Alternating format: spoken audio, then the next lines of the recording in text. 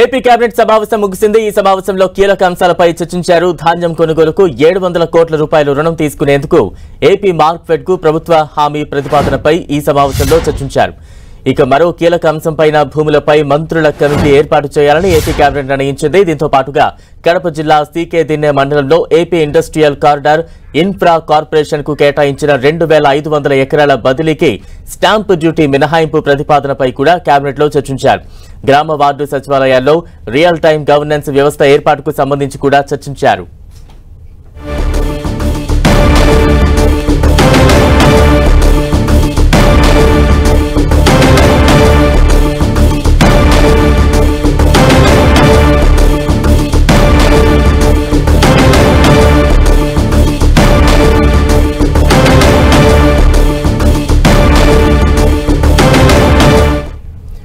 AP cabinet సమావేశం ముగిసింది. పలు కీలక నిర్ణయాలు తీసుకున్నారు. తాజా అప్డేట్స్ అందించేందుకు ప్రతినిధి విజయ్ చంద్రన్ సిద్ధంగా ఉన్నారు. విజయ్,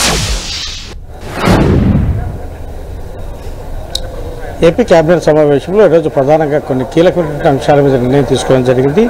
ధాన్యం సేకరణకు తర్వాత దానికైతే ఏవైతే గతంలో చెల్లింపులు ఉన్నాయో దానికి సంబంధించినటువంటి అవసరాల కోసం అని చెప్పేసి ఏపీ మార్క్ఫెడ్కు 700 కోట్ల రూపాయలు రుణం తీసుకునేందుకు ఏపీ కేబినెట్ ఆమోదం తెలిపింది. అలాగే 62 కొత్తగా అన్నా క్యాంటీన్లను ఏర్పాటు చేసేందుకు, అంటే ప్రతి నియోజకవర్గానికి ఒక అన్నా క్యాంటీన్ ఏర్పాటు చేయాలని చెప్పేసి ప్రభుత్వం నిర్ణయం తీసుకోవడం జరిగింది. ఆ మేరకు తాజాగా 62 నియోజకవర్గాల్లో కొత్తగా అన్నా క్యాంటీన్లు ఏర్పాటు చేసేందుకు కేబినెట్ ఆమోదం తెలిపింది. అలాగే ప్రకాశం బ్యారేజీకి దిగువన కృష్ణానదిలో ఈ రిటర్నింగ్ వాల్ నిర్మించేందుకు కుడివైపున 294 కోట్ల రూపాయలకు దానికి సంబంధించినటువంటి ఖర్చు పెట్టేందుకు కోసం అని చెప్పేసి కేబినెట్ ఆమోదం తెలిపింది. అలాగే అందరికీ ఇల్లు నిర్మించాలని చెప్పేసి ఏదైతే ఒక స్కీమ్ ఏదైతే ఉందో దానికి సంబంధించి గ్రామీణ ప్రాంతాల్లో అయితే 3 సెంట్ల చొప్పున, పట్టణ ప్రాంతాల్లో అయితే 2 సెంట్ల చొప్పున లబ్ధిదారులకు ఇచ్చేందుకు కోసం అని చెప్పేసి కేబినెట్ ఆమోదం తెలిగింది. అలాగే ధాన్యం కొనుగోలుకు సంబంధించి 700 కోట్ల రూపాయలు తీసుకునేందుకు ఈ మార్క్ఫెడ్కు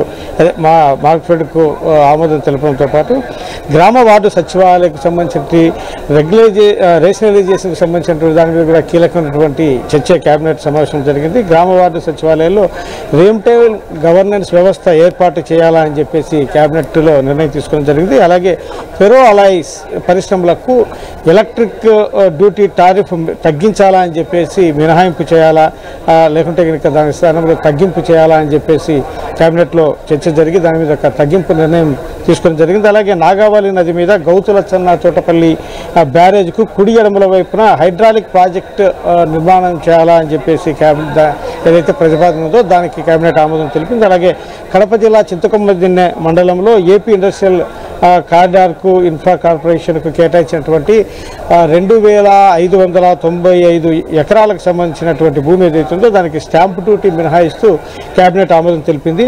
తర్వాత అభ్యంతరం లేనటువంటి ఆక్రమిత స్థలాల క్రమబద్ధీకరణ మీద కూడా కేబినెట్లో చర్చ జరిగింది. దీని మీద కూడా దాన్ని క్రమబద్ధీకరించాలని చెప్పేసి కేబినెట్ నిర్ణయం తీసుకోవడంతో పాటు నిషేధిత జాబితాలు ఉన్నటువంటి భూములను ఏవైతే కనుక వైసీపీ గవర్నమెంట్లో తొలగించడం జరిగిందో దానిని ఏవైనా అక్రమాలు జరిగాయని చెప్పేసి ఆరోపణలు వచ్చిన నేపథ్యంలో దాని మీద ఒక మంత్రిమండలి ఉపసంఘం వేయాలని చెప్పేసి కేబినెట్ నిర్ణయం తీసుకోవడం జరిగింది. దాదాపు 7 లక్షల ఎకరాలకు సంబంధించి నిషేధిత జాబితాలో ఉన్నటువంటి భూములను తొలగించారు అని చెప్పేసి ప్రభుత్వం గుర్తించినట్లు సమాచారం అందుతోంది. ఈ మేరకు దాని మీద నిగ్గు తేల్చాలని చెప్పేసి ప్రభుత్వం నిర్ణయం తీసుకోవడం జరిగింది.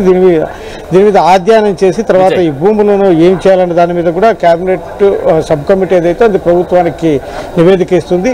ఈ కేబినెట్ సమావేశంలో ఇది కీలకమైనటువంటి అంశంగా చెప్పొచ్చు. ఎందుకంటే గతంలో ఇష్టానుసారంగా చాలా చోట్ల పలు అక్రమాలకు పాల్పడి నిషేధిత భూములను చాలా ఏపీ కేబినెట్ తీసుకున్న కీలక నిర్ణయాలకు సంబంధించి ఎంత బడ్జెట్ దానికి సంబంధించి కేటాయించాల్సి ఉంటుంది, దానికి సంబంధించి ఏమైనా కీలక చర్చలు చేపట్టిందా నిధుల సమీకరణకు సంబంధించి? ఇప్పటిదాకా మనం చూస్తే కనుక వీటిలో ప్రధానంగా చూస్తే ఈ నిషేధిత జాబితాలో ఉన్నటువంటి 7 లక్షలకు ఎకరాల భూములను దాన్ని తొలగించడం మీద కేబినెట్ సబ్ కమిటీ వేయడం అనేది ఒక ముఖ్యమైన కీలక అంశంగా చెప్పొచ్చు.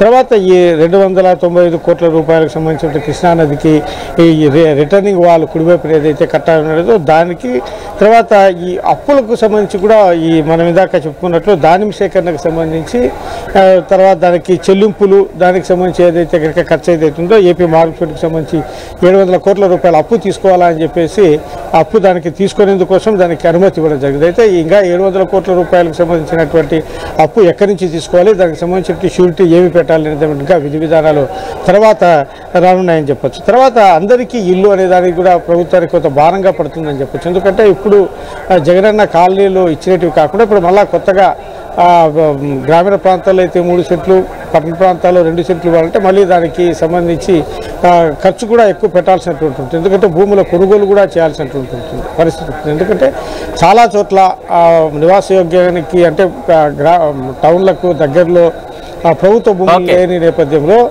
ఆ ప్రభుత్వ భూములు వెసులుబాటు లేని చోట ఖచ్చితంగా కొని దాన్ని పంపిణీ చేయాల్సి ఉంటుంది. కాబట్టి అక్కడ కొంత డబ్బు అయితే ఖర్చు పెట్టాల్సి అయితే ఖచ్చితంగా ఉంది. Right, thank you Vijayachandran.